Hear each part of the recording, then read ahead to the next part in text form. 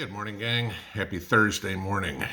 Okay, as we move closer and closer and closer to Armageddon, I guess is the only way to put it, we look at something I've said many times: watch what happens in Europe and wait for it to get here. Okay, and we've seen some of the things that have happened over there come here.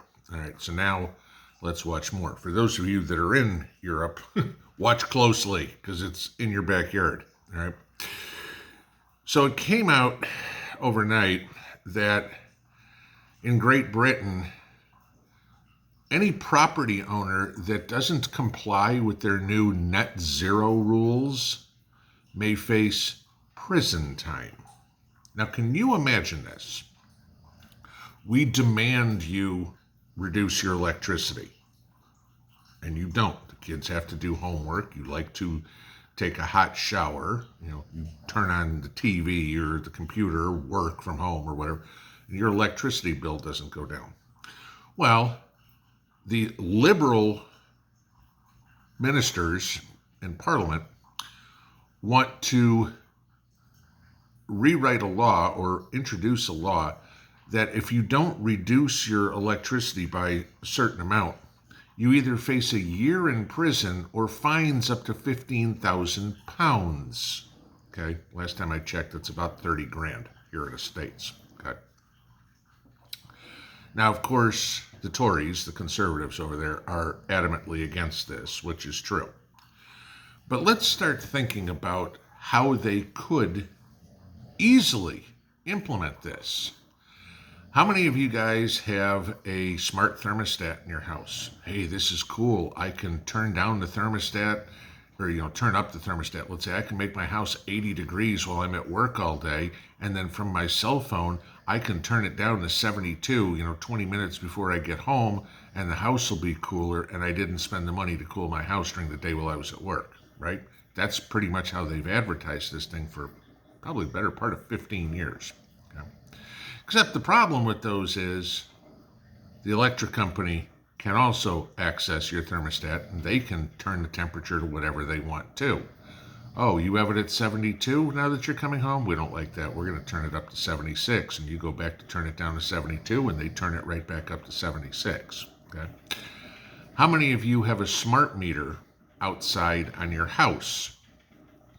Probably a lot of people, because the days of the meter man walking through the neighborhood and reading everybody's meter. When's the last time you saw a meter man? You probably haven't, okay?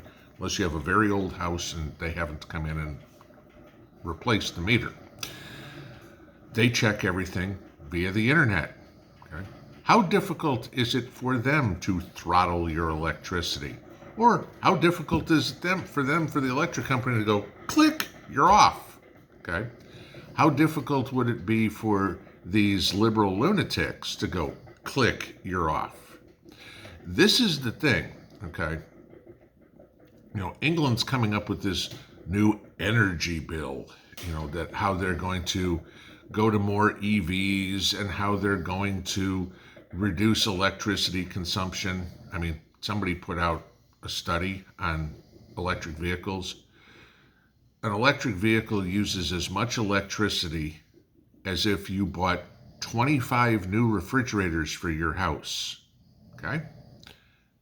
You need 25 refrigerators? You want to pay the electric bill for that? Probably not. Okay? And then of course you get all the people who rightfully ask, where does the electricity come from? Oh, we burn coal. Oh, we burn natural gas. Whatever. Yeah, sure, there's hydropower or, there's nuclear, there's other ways too. And a teensy little bit comes from solar and wind, okay? Some does, no question. And you've heard me say a million times. Think about a prepper's mentality. 2 is 1 and 1 is none. Good. Let's use nuclear and coal and natural gas and solar and wind all in combination. So if one gets low one day, we've got another one to fall back on. It'd be kind of foolish if somebody said the only source of energy we have in our district or our town or our city is coal. And all of a sudden, you can't get any coal in. Well, we have no electricity. No, they've got a backup somehow, okay? Just like us. Same way the cities and everything, the electric companies should do things. But no, these environmentalists, we want to do everything as renewable energy. Okay, just give you a quick one. Right? Fossil fuels, as they call them, are renewable energy. You know, the world didn't stop decomposing stuff underground a million years ago. There's still stuff that's continually creating oil under the surface. Okay, that keeps going. Okay, it is renewable. They just don't like it. It doesn't make them any money. It's not a way to get control. It's not a complete scam. I don't know, something like Solyndra or something. You know, I mean, look at all these solar panel companies that we invest all this money in, and they go broke. But all the government money is gone. I mean, you have to understand the only way that renewable energy, wind and solar, is ever going to work is if it's completely government subsidized, which means your tax dollars go to keep them in business so they can charge you more for your electricity than you're paying now. Just say it, okay? So you're paying 2 to 3 times as much, okay? You know, anybody that's put together a solar system of any size, whether it's one generator at home or whether it's a whole system, if you used any of the solar generators that we talk about, or whether you built your own system with, you know, your own inverter and battle-born batteries or whatever it would be, you know it's a significant cost. Well, now start doing that on the scale to not just power parts of your house, but try to power a small town and think about what you need. I mean, you start getting into 7, 8, 9-figure cost, you know, to do something like that. Well, we only spent $100 million. And how efficient is it? Well, if it's not sunny today, we have no electricity. Oh, okay. That makes a whole lot of sense. Okay. You know me since the advent of this channel. I'm a proponent of solar energy on an individual scale. I'm a opponent of it on this grand national plan they have. Okay. But going back to the UK, what are you going to do if that comes here? What if all of a sudden you get a letter in the mail that says you need to cut your electricity consumption by 50%, otherwise we're shutting you off completely?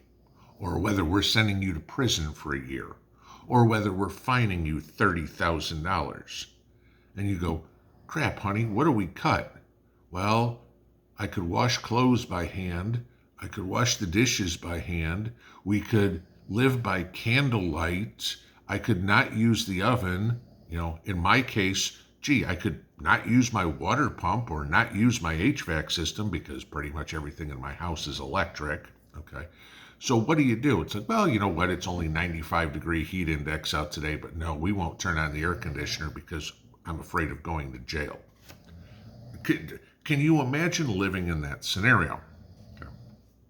Now, how do we work our way around this? And you guys know that I've talked about solar generators as backup and everything. In a situation like that, that might be the deal.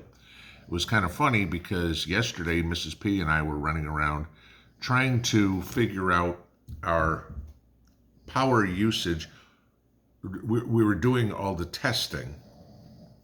Okay, how many loads of laundry can we get by plugging a solar generator by plugging the washing machine into a solar generator? Okay, great. We found what that took.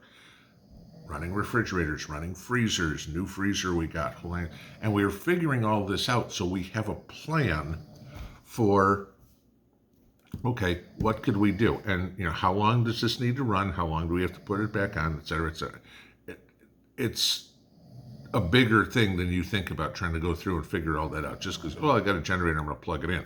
Great. How long is it going to work? How long is it going to take to recharge? What's going to happen while it's recharging? Yada, yada, yada. Got to have all that taken care of. And I know what so many people tell me all the time, and I 100% agree with you guys, okay, that stuff's expensive, okay? Trust me, I know. I've sunk a lot of money into trying to power us up too, okay? A lot. And I ain't done yet because I got to put solar panels on the garage so I can do that, besides more than just my portable panels. Okay. So, you guys know that it's International Preparedness Month, right? Okay. Which is always a big thing. And what happens if what they're doing in England comes here? We shut down the grid, we shut down power. You got to have some sort of backup, right? And I know a lot of people can't afford it. How many of you took advantage last month when I talked about the Opus help program? Okay. I know some of you did, because it was either 2 or 3 of you got back with me and said that you wrote them and they awarded you a generator. I mean, because of your circumstances or whatever. As I told you guys about this last month. They were organizations or individuals that, had a compelling reason to need backup power. And I can't remember if it was 2 or 3 of you guys were awarded generators. This is legit, guys. Okay. And so, of course, Chen got a hold of me and said that, they're doing this again for September for International Preparedness Month, except they're doubling the amount of awards they're going to give. Okay. Not only that, but for the entire month, they are putting everything on, all their solar anythings on sale, and giving us, subscribers to this channel, a special coupon code to get an extra 10% off of that. I said, in the live stream the other night when I was talking to you guys, if you're trying to figure out what to get, figure out what you need it to do, and then start working your way down generators. And like I said, everything's different, okay? If you want to run this, maybe you only need this. If you want to run that, maybe you need this and that, okay?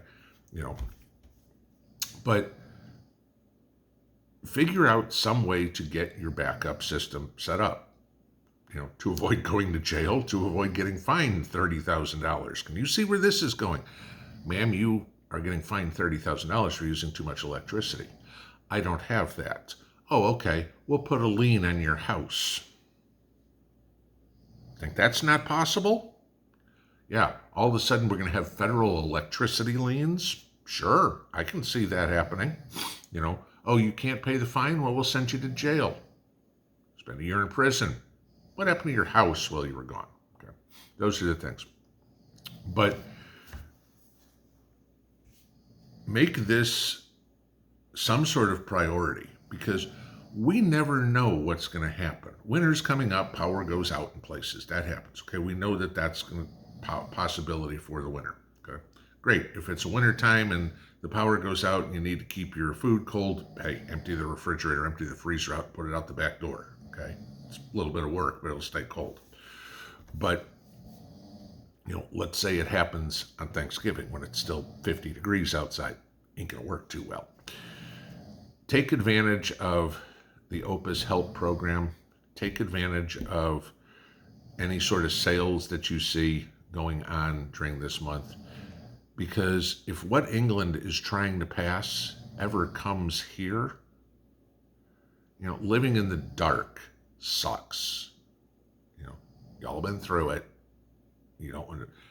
If you can have something to keep something going, at least you will have a little bit of comfort and a lot more safety. I will tell you that. Just check it out. Pinball out.